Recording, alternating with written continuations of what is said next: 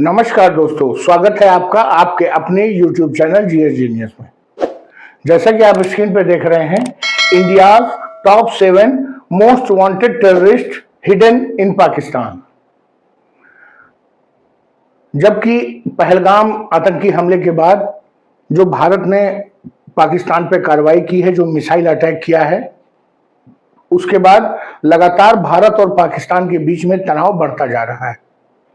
अब इस बीच याद आई है हमें उन 7 सर्वाधिक वांछित आतंकियों की जो भारत में जुड़ी हुई किसी न किसी आतंकी घटना से जुड़े हुए हैं, या तो मास्टरमाइंड है, या स्वयं इन्वॉल्व हैं, या उन्होंने प्लान किया है। कुछ ना कुछ उनका कनेक्शन जरूर है, क्योंकि जैसे ही भारत और पाकिस्तान के बीच में तनाव हुआ है, पाकिस्तान ने इन सभी नॉन स्टेट एक्टर्स को एक्टिवेट कर दिया है। तो मित्रों, इस वीडियो में हम देखेंगे कि वो 7 सर्वाधिक वांछित जो आतंकी हैं कौन हैं, जो भारत में आतंकी घटनाओं को अंजाम देकर के पाकिस्तान में छुपे हुए हैं। और आने वाले दिनों में जब तक भारत पाकिस्तान के बीच में एक शांति संबंध स्थापित नहीं होता, तब तक ये अपेक्षा की जा रही है कि ये जो आतंकी हैं ये कुछ न कुछ भारत में खुराफात करते रहेंगे। इस वीडियो में इन 7 अपराधियों को हम देखने और समझने का प्रयास करेंगे। लेकिन इससे पहले कि मैं अपना मेन वीडियो शुरू करूं, आपसे हमारी रिक्वेस्ट है कि अगर आप हमारे चैनल पर नए हैं और आपने अभी तक हमारे चैनल को सब्सक्राइब नहीं किया है, तो कृपया हमारे चैनल को सब्सक्राइब कर लीजिए, क्योंकि हमारे चैनल पर इसी प्रकार की आपके आसपास की, देश दुनिया की, आपके लिए जरूरी, आपके इंटरेस्ट के जो जितने भी समसामयिक मुद्दे होते हैं, उनको छोटे छोटे वीडियो के माध्यम से प्रस्तुत किया जाता है। अगर आप हमारे इस थंबनेल और टाइटल को देखकर रुके हैं और हमारे वीडियो में आपने इंटर किया है, उसे देख रहे हैं, तो हमारी आपसे रिक्वेस्ट है कि बहुत ही इंफॉर्मेटिव वीडियो है, बहुत ही आनंददायक है। आप वीडियो में हमारे साथ अंत तक बने रहें, आपको पक्का आनंद आएगा। पूरी दुनिया को यह मालूम है कि विश्व में कहीं भी आतंकवाद है, अगर पृथ्वी पर कहीं भी आतंकी घटना हो रही है, तो कहीं ना कहीं उसका कनेक्शन पाकिस्तान से जरूर है। पाकिस्तान पृथ्वी पर आतंक का अधिकेंद्र बन गया है, एपिसेंटर बन गया है। एक ऐसा देश जिसका जन्म जो है धार्मिक विभाजन के आधार पर हुआ, और धार्मिक विभाजन में उसने अपना भविष्य इसी में देखा कि कैसे उसे भारत के हिंदुओं के साथ, भारत के साथ अपने को अलग रखना है, अपने को हमेशा उनसे उलझाए रखना है। और ऐसा करते करते वो कब सीमा लांघ गए और भारत में आतंकी गतिविधि करते करते वो पूरे विश्व को आतंकवाद बांटने लगे, वो स्वयं कभी इस बात को नहीं जान पाए। कहीं भी दुनिया में अगर आतंकी घटना हो रही है, तो उसमें प्रत्यक्ष या अप्रत्यक्ष रूप से पाकिस्तान या पाकिस्तानियों का हाथ आपको जरूर मिलेगा। या तो पाकिस्तान से फाइनेंसिंग हो रही होगी आतंकी घटनाओं के लिए, या तो उन आतंकियों को पाकिस्तान में ट्रेनिंग मिली होगी, और अगर ये दोनों नहीं होंगे तो जान लीजिए कि पाकिस्तानी खुद ही उसमें जो है आतंकी का रोल निभा रहे होंगे, और खुद ही जो है कुछ ना कुछ उसमें मैन पावर पाकिस्तान की लगी होगी। चाहे छोटा आतंकी हमला हो, चाहे बड़ा आतंकी हमला हो, पाकिस्तान का नाम जरूर आएगा। अब प्रश्न उठता है कि पूरे विश्व में 193 देश हैं, देश 2-4 और ज्यादा हैं, लेकिन यूनाइटेड नेशंस इन 193 देशों को रिकॉग्नाइज करता है। लेकिन पाकिस्तान के अतिरिक्त किसी भी देश में या कोई भी देश इस स्तर तक आतंकवाद से जुड़ा हुआ नहीं है। जब हम आतंकवाद का नाम लेते हैं तो कई नाम उसमें जुड़ करके आ जाते हैं, चाहे यमन हो, चाहे फिलिस्तीन हो, चाहे सीरिया के हो, लेकिन कोई भी इस स्तर तक जो है आतंकवाद में आगे नहीं बढ़ा है, जिसको अपना भविष्य आतंकवाद दिखाई देता है। भूतकाल तो उसका आतंकवाद था, उसका वर्तमान और भविष्य भी वो आतंकवाद को ही मानता है। इसके कारण क्या है? एक तो वहां गरीबी है। गरीबी होने के कारण किसी से भी पैसा रुपया खर्च करके कोई भी काम छोटा बड़ा कराया जा सकता है। अगर कहीं पर हमको बम रखवाना है तो किसी गरीब व्यक्ति को ही आप टारगेट करेंगे, जो थोड़े बहुत पैसे लेकर के ये रिस्क उठा लेगा। शिक्षा का अभाव है, पूरी दुनिया शिक्षा में कहां से कहां बढ़ गई। विज्ञान केंद्रित शिक्षा, स्टेम एजुकेशन की बात हम करते हैं, और वो अभी भी मदरसा छाप शिक्षा पर ही रुके हुए हैं, उसके आगे नहीं बढ़ पाए हैं। टेक्नोलॉजिकल बैकवर्डनेस है। जब शिक्षा आपकी साइंस विज्ञान आधारित नहीं होगी तो स्वाभाविक रूप से आप तकनीकी रूप से पिछड़ जाओगे, और केवल उतनी ही तकनीक आपके पास आएगी जो आपके वहां के छात्र विदेशों से पढ़ करके सीख करके पाकिस्तान में आके कुछ करेंगे, बस उतनी ही तकनीक आप सीख पाओगे, क्योंकि रिसर्च एंड डेवलपमेंट नाम के शब्द तो आप जानते ही नहीं है। जब पॉवर्टी है, अनएम्प्लॉयमेंट है, बेरोजगारों को आप आतंकवादी की नौकरी तो दे ही सकते हैं। जी हाँ, अभी अभी एक सूचना आई है कि पाकिस्तान में आतंकी की फैक्ट्री चल रही है, नौकरी दिया जाता है आतंकवाद को। कैसे कंपनी कमांडर, फिर डिस्ट्रिक्ट कमांडर, फिर स्टेट कमांडर, उसके बाद नीचे के जो ग्राउंड वर्कर्स हैं, सब एक हायरार्की है और सबका एक वेतन फिक्स है मंथली। तो इस प्रकार के अनएम्प्लॉयड यूथ को आतंक के जो एम्प्लॉयमेंट में जोड़ा जा सकता है। इसके अलावा करप्शन बहुत ज्यादा है। करप्शन ज्यादा होने से देश का विकास नहीं हो पाता, और जो देश विकसित नहीं हो पाता, जहां के लोगों के पास आजीविका का साधन नहीं होता है, वहां आतंकवाद ही एक रास्ता जीने का रह जाता है। डेमोक्रेसी का अभाव है। डेमोक्रेसी क्या होता है, ये पाकिस्तान के लोग जब तक समझ पाते हैं तब तक वहां पर सैन्य शासन लागू हो जाता है।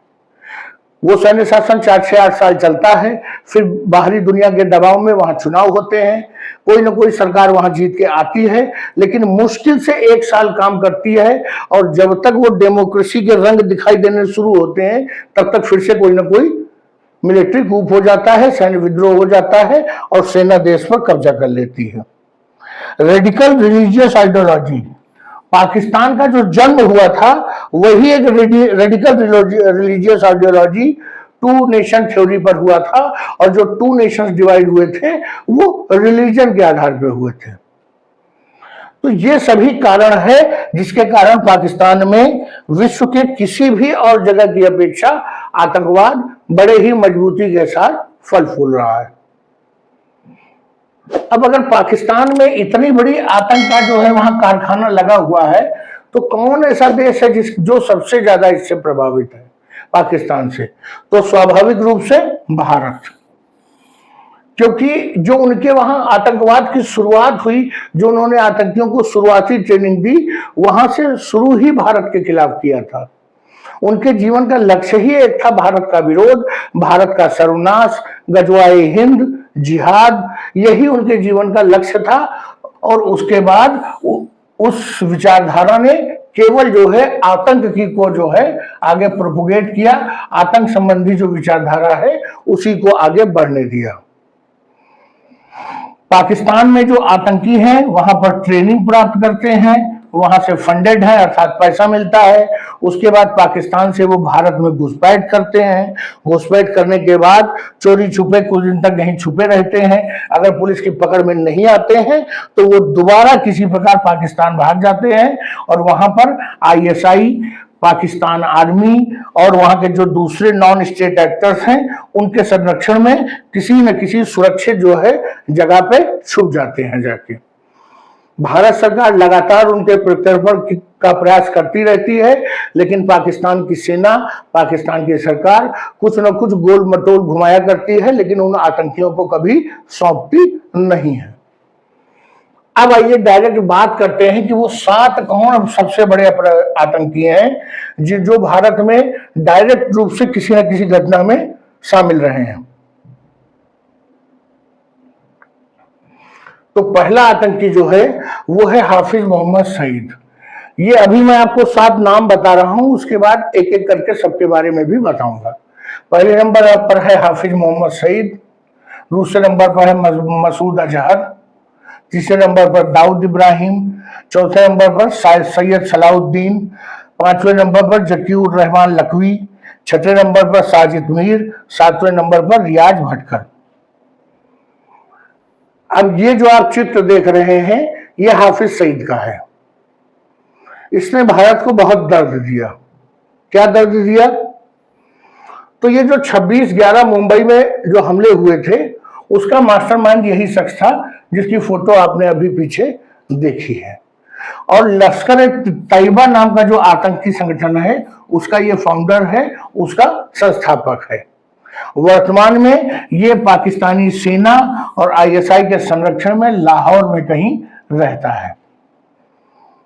ऑफिशियली तो ये अंडर हाउस अरेस्ट है, अर्थात घर पर ही बंदी बनाया गया है, लेकिन उसके बावजूद ये पाकिस्तानी सेना के सहयोग से पूरे पाकिस्तान में स्वतंत्र रूप से घूमता है, बड़ी बड़ी तकरीरें देता है, भाषण देता है, अपने संगठन के लिए चंदा इकट्ठा करता है और आतंकियों की भर्ती करता है। इसी के ठिकाने को ऑपरेशन सिंदूर के तहत भारतीय सेना ने ध्वस्त किया है। अब ये जो दूसरा शख्स आप देख रहे हैं, ये है मसूद अजहर। ये जैश ए मोहम्मद का फाउंडर है। ये जो जैश ए मोहम्मद है, यही जो है पहलगाम टेरर अटैक में इसी संगठन का नाम सामने आ रहा है। ये एक आतंकी संगठन है जिसका संस्थापक मसूद अजहर है। जो भारत की इंटेलिजेंस एजेंसीज हैं, उनका कहना है कि ये बहावलपुर में पीओके में रहता है। और जो 2001 में हमारे पार्लियामेंट पे, संसद पे हमला हुआ था दिल्ली में, और 2019 में जो पुलवामा सुसाइड अटैक था, उसका यही मास्टरमाइंड है, यही दोषी है। अमेरिका के सहयोग से भारत इसको यूनाइटेड नेशंस में ग्लोबल टेररिस्ट के रूप में पहचान दिलाने में कामयाब हो गया। लेकिन पाकिस्तान सरकार, आईएसआई, पाकिस्तान आर्मी अभी भी इसको लगातार छुपाए हुए है। और तीसरा शख्स आप जरूर पहचानते होंगे, ये है दाऊद इब्राहिम कासगर। हमको लग रहा है कि जब तक ये इसकी मृत्यु नहीं हो जाएगी बूढ़ा होके, तब तक ये भारत की टॉप 7 लिस्ट में बना रहेगा। इतना लंबा मामला इसके खिलाफ खिंच चुका है कि अब भारत सरकार ये भी नहीं जानती है कि ये दिखता कैसा है। ये जो दाऊद इब्राहिम है, ये 1993 में मुंबई में जो सीरीज ऑफ बम ब्लास्ट हुए थे, उसके दोषी हैं।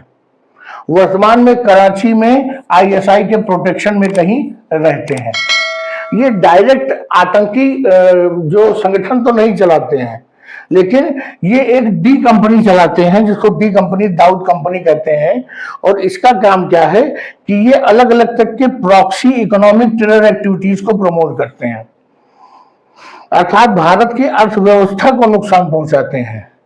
ये नार्को टेररिज्म, अर्थात जो नशे की दवा का कारोबार होता है, उसमें इन्वॉल्व है, टेरर फंडिंग में इन्वॉल्व है, हवाला, मनी लॉन्ड्रिंग, इन सब चीजों में इन्वॉल्व है, मैच फिक्सिंग, इन सब चीजों से पैसा कमाते हैं और भारत की अर्थव्यवस्था को नुकसान पहुंचाते हैं।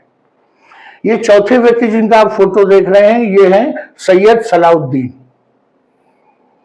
और ये हिजबुल मुजाहिदीन नाम का जो आतंकी संगठन है, उसके प्रमुख हैं। और एक इन्होंने यूनाइटेड जिहाद काउंसिल बनाई हुई है, उसके भी प्रमुख हैं। मैंने आपको बताया, वही जिहाद, वही गजवाए हिंद, यही सब केवल दिमाग में घूमता रहता है। देश को आगे बढ़ाना इनका मकसद ही नहीं है। जो भारत की इंटेलिजेंस एजेंसीज हैं, उनका कहना है कि ये पीओके में ही अलग अलग जगहों से अलग अलग समय पे ऑपरेट करता है। इसने ओपनली टीवी पर एडमिट किया कि भारत की में जो जितनी भी आतंकी घटनाएं हुई हैं, उनमें से कई आतंकी घटनाओं में ये इन्वॉल्व है, इसका संगठन भी शामिल है। इसके बावजूद भारत इसका कुछ भी बिगाड़ नहीं पाया। अगला शख्स आप देख रहे हैं, इसका नाम है जकीउर रहमान लखवी। ये सब आपको धीरे धीरे किन किन घटनाओं से जुड़े हुए शख्स हैं, ये सब याद आएगा। ये लश्कर तैयबा का एक बहुत सीनियर कमांडर है, और जो 2008 में मुंबई हमले हुए थे, उसके प्रमुख योजनाकार हैं। ये कभी पाकिस्तान में जेल के अंदर चले जाते हैं, कभी जेल के बाहर आ जाते हैं। समय समय पर इनका स्टेटस बदलता रहता है। जब भारत सरकार को मालूम चलता है कि ये जेल के बाहर आ गए हैं, तो भारत सरकार इनके प्रत्यर्पण की मांग करती है। तब पाकिस्तान सरकार इनको दोबारा किसी छोटे मोटे आरोप में इनको जेल के अंदर कर देती है और जहां पर इनको पूरी सुख सुविधाएं मिलती हैं केवल भारत सरकार को दिखाने के लिए इनको जेल के अंदर भेजा जाता है। अगले शख्स है साजिद मीर। ये एक लश्कर तैयबा के टॉप कमांडर हैं और हैंडलर हैं। हैंडलर वो लोग होते हैं जो आतंकी संगठन के जो बड़े अधिकारी हैं वो डायरेक्ट जो है जो नई भर्ती है नई रिक्रूटमेंट है उससे डील नहीं करते। उनके बीच में एक हैंडलर होता है जो उन लोगों को रास्ता दिखाता है, गाइड करता है, या समझ लीजिए एक सीनियर की तरह होता है। जो 26/11 का मुंबई अटैक हुआ था उसमें जो इसने क्रूशियल रोल निभाया था जो आतंकी थे उनके बीच में कोऑर्डिनेट करने के लिए। शुरुआत में पाकिस्तान ने मना किया कि ये तो हमारे वहां का कोई आतंकी ही नहीं है, लेकिन बाद में पाकिस्तान ने स्वीकार किया कि ये जेल में है। और पाकिस्तान की जेल में किसी आतंकी का बंद होना बिल्कुल वैसे ही है जैसे कि बच्चे अपने नाना नानी के घर जाते हैं। वहां उनको सारी सुख सुविधाएं, आराम मिलता है। वहां से जेलों से वो अपने लिए नए रिक्रूट्स भर्ती करते हैं और अपने संगठन को पालते पोसते हैं। 7वां और आखिरी व्यक्ति है रियाज भटकल। ये सब इतनी पुरानी फोटोज हैं कि नई फोटो भी भारत सरकार के पास नहीं है। ये इंडियन मुजाहिदीन संगठन जो है आतंकी संगठन उसका को फाउंडर है, सह संस्थापक है। और जो अलग अलग शहरों में जो सीरियल ब्लास्ट हुए थे जिसमें कि बंगलौर, दिल्ली, पुणे, इन सब का मास्टरमाइंड यही था रियाज भटकल। जो इंडिया की इंटेलिजेंस एजेंसीज हैं उनका कहना है कि ये कहीं पाकिस्तान में ही छुपा हुआ है और पाकिस्तान आर्मी और वहां की जो आईएसआई और सरकार के संरक्षण में है। जगह जगह पर समय समय पर सरकार इसकी लोकेशन बदलती रहती है। मित्रों, ये 7 सर्वाधिक वांछित आतंकी थे जो भारत के लिए जरूरी हैं। बड़े ही दुर्भाग्य की बात है कि ऐसा देश विश्व में जिसकी सैन्य स्थिति 4थे नंबर की है, जिसके पास 4थी सबसे बड़ी सेना है, जिसके पास न्यूक्लियर कैपेबिलिटी है, जिसका स्पेस प्रोग्राम दुनिया में सबसे तेजी से बढ़ रहा है, हमारी अर्थव्यवस्था विश्व में सबसे तेजी से बढ़ रही है, लेकिन हमारे वहां जो आतंकी घटना करके पाकिस्तान भाग जाते हैं, हम उनको पकड़ना तो दूर उनके बारे में सही जानकारी भी इकट्ठा नहीं कर पाते हैं। तो चलिए मित्रों, ये सूची मैंने आपको बताई इंडियाज मोस्ट वांटेड जो कि इस समय पाकिस्तान में छुपे हुए हैं। सरकार लगातार प्रयास कर रही है, लेकिन भारत सरकार, भारत की इंटेलिजेंस एजेंसीज और पाकिस्तान की सेना, आईएसआई, पाकिस्तान की सरकार, इनके बीच में चूहे बिल्ली का खेल लगातार चलता रहता है।